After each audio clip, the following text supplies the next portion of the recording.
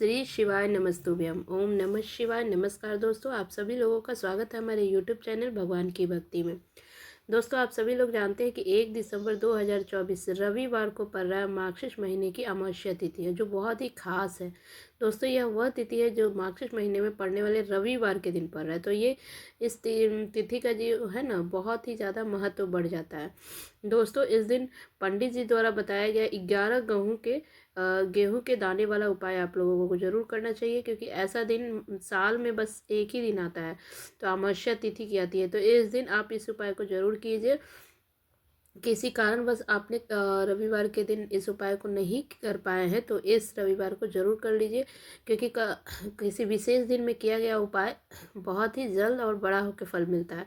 तो देखिए, आपने देखा हो कि बहुत सारे आप कभी कभी बड़े पूजा पाठ भी कर चुके, अनुष्ठान कर चुके, उपाय कर चुके, लेकिन कुछ मनोकामनाएं होती हैं जो पूर्ण नहीं हो पाती है। लेकिन किसी विशेष दिन, यानी कि आप रविवार अमावस्या के दिन अगर छोटा सा उपाय कर लेते हैं तो आपकी मनोकामनाएं पूर्ण हो सकती है। बहुत सारे लोगों ने इस उपाय को किया है और उनका इस उपाय का फल भी मिला है, तो आप भी इस उपाय को जरूर कीजिएगा। तो सबसे पहले की है कि उपाय को अच्छे से सुन लीजिए, समझ लीजिए, इसके बाद उपाय को कीजिएगा। देखिए, ये 11 गेहूं के दाने वाले उपाय जो है ना, वो पंडित जी ने अभी की ही शिव पुराण कथा में बताया है, जिसको मैं अभी आपको समझाने की कोशिश कर रही हूँ, अच्छे से समझाने की कोशिश कर रही हूँ। तो आपके देखिए, चाहे आपके जीवन में दुख और समस्याएं किसी भी कारण से क्यों ना आ रही हो, इसके कारण कई तरह के हो सकते हैं। पितृदोष हो सकते हैं, कालसर्प दोष हो सकता है, मंगल दोष हो सकता है, बहुत से कारण हो सकते हैं जो जिसके कारण जीवन में दुख और परेशानियां आती हैं। तो आपको बताते कि इसका पता लगाने की अब जरूरत नहीं है, आपको बस अमावस्या के दिन इस छोटे से एक उपाय को कर लेना है, जिससे कि घर में सारी परेशानी दूर होगी और सुख शांति और समृद्धि आएगी, और आप जो काम करना चाह रहे हैं उसमें सफलता मिलेगी और आपकी मनोकामनाएं पूर्ण होगी। तो 11 गेहूं के दाने वाले आपको, अब देखिए मैं बताती हूँ कि इस उपाय को कैसे करना है, कब करना है, और इस उपाय को करते समय किन किन बातों का ध्यान में रखना है। ये सारी चीज़ें अभी मैं समझाने वाली हूँ, इसलिए वीडियो में बने रहें और अंत तक देखें। और देखिए, एक अनुरोध है आप लोग से कि अगर हमारे चैनल पे आप नए आए हैं, या आप हमारे चैनल पे हैं लेकिन अब सब्सक्राइब नहीं किए हैं, तो एक सब्सक्राइब कर दीजिए और एक लाइक कर दीजिए, ठीक है। तो चलिए हम आपको वीडियो में आगे बढ़ते हैं। देखिए, तो आपको 11 गेहूं के दाने वाले आखिर इसको किसको करना है, तो आपको बता दें कि घर के सभी सदस्य की जरूरत नहीं है। अगर इस उपाय को अगर घर की बड़ी माताएं बहनें करना चाहें तो वो घर की सुख शांति समृद्धि के लिए कर सकती हैं, लेकिन अगर घर का कोई ऐसा सदस्य हो जिसकी अपनी खुद की कोई मनोकामनाएं हो तो वो भी कर सकते हैं। अगर माताएं बहनें नहीं कर पाए घर में, तो अगर घर में किसी कारणवश, तो घर की कोई भी बड़े व्यक्ति, चाहे वो पुरुष हो महिला हो, कोई भी इस उपाय को कर सकता है, या सारे परिवार लोग भी मिलके एक साथ भी कर सकते हैं। तो देखिए, इस उपाय को आपको सुबह में भी कर सकते हैं और शाम में भी कर सकते हैं, ठीक है। इस दिन भगवान शिव और पार्वती जी, माता लक्ष्मी सबसे प्रिय दिन होता है। और आपको बताते हैं इस दिन गेहूं के दाने वाला उपाय सुबह के समय आपको करना है तो कब कीजिएगा, जितना जल्दी हो उठ के आप स्नान आदि करके कर ले सकते हैं, या 8 से 11 के बीच में इस उपाय को कर लीजिए। और शाम में करना है तो आप शाम में प्रदोष काल के समय में 6 से 7 के बीच में कर लीजिए। अगर किसी कारणवश लेट हो जाते हैं तो 8 बजे तक भी इस उपाय को जरूर कर लीजिए। गुरु जी ने कहा है कि अगर रविवार के दिन अमावस्या तिथि पड़ जाए तो 11 गेहूं के दाने वाला उपाय जरूर करना चाहिए। यह उपाय आप करते हैं ना, तो जीवन में अगर कर्जा बहुत अधिक है, जीवन में संकट आ गया है, दुख है, परेशानी है, विपदा है, या आप बहुत परेशान हो रहे हैं पैसों के लेकर, तो आपको इस उपाय को जरूर करना चाहिए। तो चलिए मैं आपको उपाय बताती हूँ कि उपाय करना कैसे है। तो आपको बताते हैं, आपको 11 गेहूं के दाने लेने हैं, ठीक है, और 11 आपको दाने लेने हैं चावल के, ठीक है। आप और आप दोनों, और चावल के दाने ले लिए, और आपको 1 लोटा जल लेना होगा, ठीक है। देखिए, 11 चावल के दाने, 11 गेहूं के दाने जो लेंगे वो बिल्कुल साबुत होना चाहिए, कहीं से भी टूटा फूटा नहीं होना चाहिए, ये आप ध्यान दे दीजिएगा, देख लीजिएगा, ठीक है। फिर 1 लोटा तांबे के पात्र में जल भरना है, ठीक है। वो घर से ही आपको खुद घर से ही रखना है, मतलब जहाँ पानी पीते हैं वहां से लेना चाहिए। और घर का होना चाहिए, मंदिर में जाकर नहीं लेना है, घर से ही कभी भी जल चढ़ाए ना शिवलिंग पे तो घर से ही जल लेकर जाना चाहिए। तो आप 1 लोटा जल ले लिए। अब यही ये तीनों सामग्री लेके अगर प्रदोष काल में अगर आप उपाय कर रहे हैं तो उत्तर दिशा में होकर आप घर के पास के शिव मंदिर में आपको जाना है इस उपाय के लिए, करने के लिए, ठीक है। फिर आपको आपको उत्तर की दिशा आप के तरफ फेस करते हुए आपको उसके बाद आपको क्या करना है, महादेव के मंदिर में जाने के बाद सबसे पहला काम होगा कि सबसे छोटी पुत्री जो महादेव जी का है, महादेव जी के जो सबसे छोटी पुत्री है अशोक सुंदरी, उनके स्थान उनका जो स्थान है वहाँ पे 11 दाने है ना, उन चावल के दाने जो है उसमें अशोक सुंदरी वाले स्थान पे आपको अपना नाम और गोत्र बोलते हुए समर्पित कर देना है, ठीक है। 11 चावल के दाना वहाँ पे आप समर्पित कर देंगे, अपना नाम और गोत्र बोलते हुए समर्पित करना है।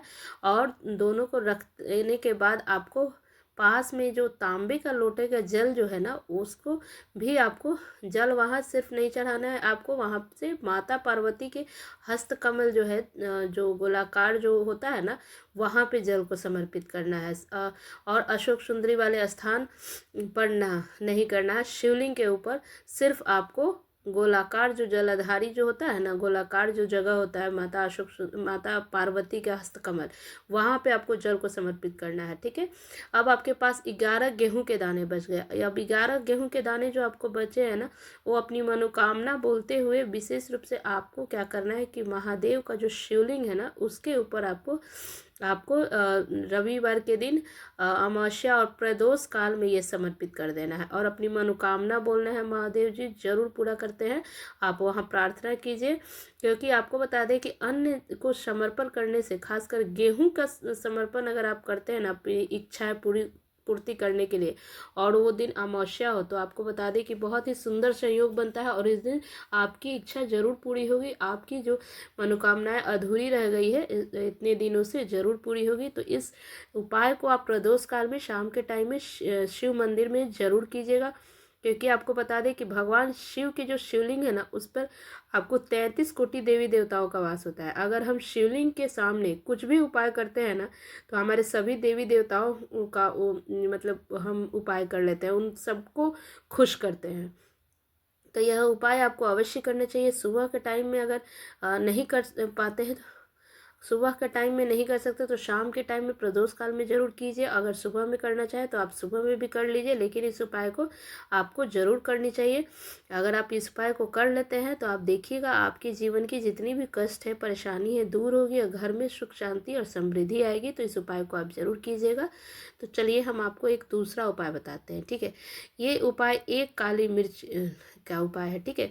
इस उपाय के लिए आपको एक काली मिर्च लेना है, उसको देखना है कहीं से टूटा ना हो, खंडित ना हो, पूरा वो साबुत होना चाहिए। और एक गोल बाती का दीपक लेना है, ठीक है। मिट्टी का दीपक हो, गोल बाती का मिट्टी का दीपक लेना है, उसमें शुद्ध देसी घी भर लेना है, या आटे का भी दीपक आप ले सकते हैं और उसमें शुद्ध देसी घी भर लेना है, ठीक है। और आपको क्या करना है कि दीपक तैयार करने के बाद गोल बाती उसमें डालना है और उस दीपक को शुद्ध घी भरने के बाद आपको क्या करना है, एक आपको बेलपत्र का पेड़ के पास आपको जाना है, ठीक है। गुरु जी ने बताया अपनी शिव पुराण कथा में इस उपाय को कि इस उपाय को प्रदोष काल में जो व्यक्ति एक दीपक प्रज्वलित कर देता है ना बेलपत्र के नीचे, उसके घर पर कभी धन की कमी नहीं होती। तो घर के आसपास में कहीं बेलपत्र का पेड़ हो, वहाँ पर जाके, घर से काफ़ी दूर पड़ता है, मतलब कहीं भी आपको अगर बेलपत्र का पेड़ दिखे घर के आसपास में या दूर में भी, तो वहीं पे जाके इस उपाय को करना है। प्रदोष काल में शाम के टाइम में करना है, बेलपत्र के पेड़ के पास जाना है और सबसे पहले आपको उत्तर दिशा में मुख करके आपको खड़ा हो जाना है और वहाँ पे एक दीपक लेकर जो गए हैं उसको बेलपत्र की जड़ में प्रज्वलित करना है, जड़ के पास नीचे में रख के उसको प्रज्वलित करना है दीपक को। उसको प्रज्वलित करने के बाद एक काली मिर्च जो आप लेके गए हैं उसको हथेली पे रख के बेलपत्र के पेड़ के नीचे आपको 5 बार परिक्रमा करना है, ठीक है। आपको हाथ के हथेली में वो गोल मिर्च जो लेके गए हैं उसको हाथ में रख के 5 बार परिक्रमा करना है और उसके पेड़ का, अगर पेड़ का नहीं लगा सकते हैं तो जो दीपक रखे हैं उसी के चारों तरफ आप 5 बार घूम सकते हैं, ठीक है। और और घुमाने के बाद आपको उस काली मिर्च को जलते हुए दीपक में डाल देना है बस। ठीक है, और वहीं पर बैठकर हाथ जोड़कर आंख बंद कर आपको अपने जीवन में जो भी समस्याएं आ रही हैं, दिक्कत हो रही है, पैसों के लेके समस्याएं आ रही हैं, तो घर में लक्ष्मी का वास हो, इस तरह से आपको प्रार्थना करना है। जो भी आपकी परेशानी है वहाँ बोलना है और माता लक्ष्मी का घर में वास हो ऐसे बोलना है, और जीवन की सारी समस्याएं दूर हो, जो भी दिक्कत परेशानी है वहाँ बोलना है महादेव जी से। और आपको बता दें कि ये उपाय करने के बाद आपको कहीं भी आसपास के बेलपत्र के नीचे आपको इस उपाय को जरूर करना चाहिए। उसके बाद करने के बाद आपको वहाँ से चले आना है। ठीक है, शंकर जी के मंदिर और शिव जी के मंदिर की पहुँच कर आपको क्या करना है, इसी एक दीपक को आपको शंकर जी के मंदिर की चौखट पर भी आप जला सकते हैं। ठीक है, चौखट पर भी इस दीपक को जलाना है, और दीपक जलाते समय आपका मुख उत्तर दिशा में होना चाहिए। और दीपक जलाने के बाद आपको क्या करना है, एक काली मिर्च हथेली में रखकर जीवन की जो भी समस्याएं हैं, परेशानी है, जो भी दिक्कत चल रहा है उसको बोलना है कि जीवन से समस्याएं दूर हो जाए। उस काली मिर्च को दीपक जलते हुए दीपक में डाल देना है। अपनी जो भी कामना है, मनोकामना बोलते हुए माता लक्ष्मी का निवास हो घर में धन संपत्ति बढ़े, घर के जो भी समस्याएं हैं दूर हो। तो इस तरह से आप मंदिर के चौखट पर भी दिया जलाकर आप उस काली मिर्च को, जलते हुए काली मिर्च को डाल देना है। क्योंकि आपको बता दें कि शंकर जी के जो मंदिर होता है ना, उसके चौखट पर 33 कोटि देवी देवताओं का वास होता है। यदि आप वहाँ पर भी दीपक जलाते हैं ना, तो भी उससे भगवान शिव जी प्रसन्न होते हैं। साथ ही साथ आपको 33 कोटि देवी देवताओं का आशीर्वाद प्राप्त होता है। तो वह सभी लोग प्रसन्न हो जाते हैं और आशीर्वाद होते हैं। और आपको बता दें कि गुरु जी ने कहा कि 100%, 100% आपका इच्छा और मनोकामना पूर्ण होगी। तो इस उपाय को अगर बेलपत्र के पास करते हैं तो अच्छी बात है, अगर वहाँ नहीं कर पाए तो आप जाकर इस उपाय को शंकर जी के मंदिर के चौखट पर भी इस उपाय को आप कर सकते हैं। तो इस तरह से आप इस उपाय को जरूर कीजिए। पंडित जी ने कहा है कि 100% है कि आपका मनोकामनाएं पूर्ण होंगी। तो इस उपाय को जरूर कीजिएगा। बहुत बहुत धन्यवाद।